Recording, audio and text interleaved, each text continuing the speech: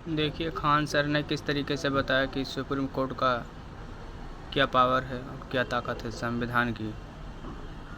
आप भी सुनिए। सुप्रीम कोर्ट का फैसला पूरे देश को, पूरे न्यायालय को, पूरे विभाग को, पूरे जनता को मानना पड़ेगा। नहीं तो सुप्रीम कोर्ट बताएगा कि उसके पास क्या पावर है, अवमानना का आदेश देगा और नाप देगा बढ़िया से।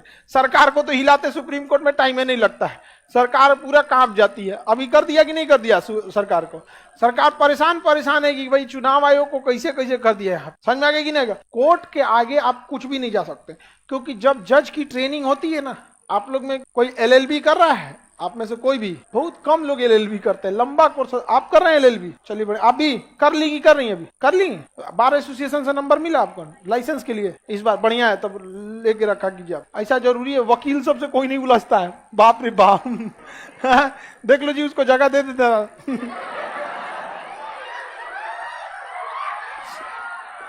नहीं, वकील लोग के पास भी देखिए, इस देश को आजादी दिलाने में वकीलों ने बहुत हेल्प किया था। जिन्ना तो खैर अपना आजादी कौन सी देशे लेके चल गया, लेकिन था तो वकील। समझिए वकील का पावर, देशे नोच के लेके चल गया। गांधी जी क्या थे? वकील। जवाहरलाल नेहरू, सरदार पटेल, भीमराव अम्बेडकर साहब वकील। उस समय इंजीनियरिंग का उतना महत्व नहीं था, वकील का ज्यादा था यहाँ पर, क्योंकि अंग्रेज सब किसी को बढ़िया से तूर देता था सब, और वकील जाके डट के बात कर देता था। तो वकालत वगैरह ना बहुत लंबा चीज होता है वहां पे। और ना वकील बनने के बाद आपको किसी सीनियर के अंडर में रह के 8 साल 10 साल तक क्या करना पड़ता है, बड़ी लंबा प्रोसेस होता है वकील बनने का, बड़ी लंबा प्रोसेस होता है। तो सुप्रीम कोर्ट जो है हर लोगों को एकदम बराबर ट्रीट करता है। तो वकालत जब करते हैं लोग ना, तो वकालत एलएलबी के बाद जितना वकील पढ़ा होता है उतना ही जज पढ़ते हैं। तो जज की ट्रेनिंग का एक खास हिस्सा होता है कि आपके पास कितना भी बड़ा अधिकारी रहे और कितना भी गरीब इंसान रहे, सबको बराबर देखिएगा। हमको तो कभी कभी लगता है कि जज इसको ज्यादा ही सीरियस ले लेते हैं, बड़े वालों को और दाब देते हैं। बढ़िया, अगर जान गए कि बड़का अधिकारी है तो जज तो बाप रे बाप, उनको तो रोआ देगा। हमको लगता है इस बात को जज साहब लोग बहुत सीरियस ले लेते हैं, और जरूरी भी है, बाकी लोगों को समझ में भी आए कि देश के ऊपर नहीं हो। समझ में आएगी नहीं आएगा? अच्छा, जज को इतना पावर दिया गया है, लेकिन उनको बांध दिया गया है कि जब तक मुकदमा नहीं होगा आपका कोई पावर नहीं, कोर्ट के बाहर कोई पावर नहीं है। सबको, संविधान को बहुत अच्छे से रखा गया कि सुप्रीम कोर्ट के जज से राष्ट्रपति सलाह मांग सकते। सुप्रीम कोर्ट के जज से राष्ट्रपति सलाह मांग सकते। सलाह को कहते हैं परामर्श। क्या मतलब होता है? परामर्श। अंग्रेजी में एडवाइस। क्या कहेंगे? एडवाइस। समझ में गया? एडवाइस का मतलब ये होता है कि हम उसे मानने के लिए बाध्य नहीं है। इसलिए डॉक्टर लोग देखिएगा ना, लिखता है परामर्श का समय 10 से 4। मतलब हम जो दवाई लिखेंगे जरूरी नहीं कि आप वही खाइए। समझ में? वो टेक्निकल भाषा है, खा के उलट गया तो हम फंस जाएंगे।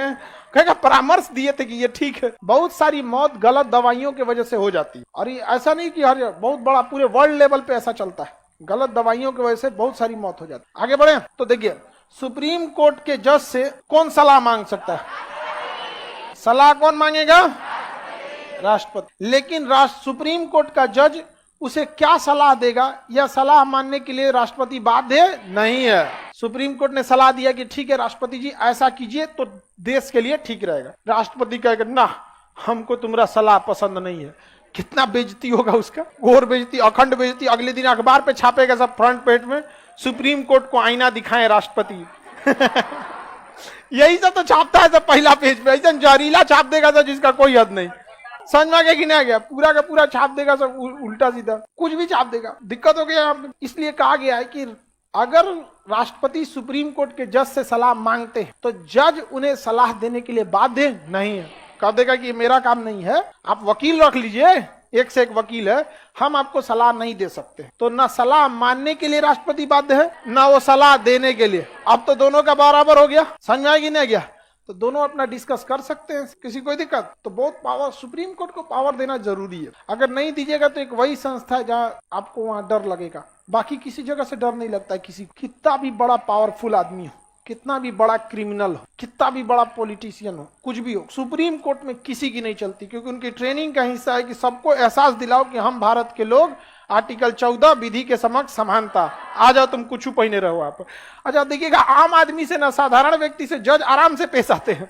आईएएस अधिकारी आप पीसीएस आईजी डीआईजी चल गए तो उनको अच्छा से नापेगा, कपड़ा तुम्हारा ऐसे है, बहुत अच्छा से खातिर कर देते। आगे बढ़ जाए तो वो लोग भी तो आम आदमी और बड़े आदमी को अच्छे से ट्रीट करते रहते, किसी को कोई दिक्कत। सुप्रीम कोर्ट अपनी निष्पक्षता का बहुत ध्यान रखते हैं।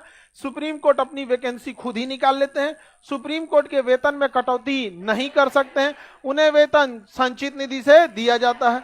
वेतन में तब तक कटौती नहीं होगी जब तक वित्तीय आपात न लग जाए। अब जब वित्तीय आपात लग गया है तो सबकी कटौती होगी। तो सुप्रीम कोर्ट भी सबसे बड़ा अलग तो है नहीं, अपना हर चीज, इवन की बिजली सप्लाई सुप्रीम कोर्ट अपना अलग लेता है। सुप्रीम कोर्ट में जो बिजली की सप्लाई आती है ना, उसका फीडर अलग होता है, उस डायरेक्ट आता है, मतलब ग्रिड से, मतलब जो सब स्टेशन होता है उसके बाद उसकी सप्लाई जाती है, उसका ट्रांसफार्मर वगैरह सब अलग रखता है। वो अलग बात है कि उसका कंजम्पशन ही इतना ज्यादा है कि अपना ट्रांसफार्मर रखना ही पड़ेगा, लेकिन उसका हर व्यवस्था अलग रहता है। सुप्रीम कोर्ट हस्तक्षेप कोई नहीं कर पाता। अभी तो सरकार और सुप्रीम कोर्ट में पूरा टसल चल रहा है। यहाँ पर सुप्रीम कोर्ट में लेके चले गए थे सरकार, कुछ दोनों लोग आपस में क्या हो रहे हैं, टकरा रहे हैं यहाँ पर।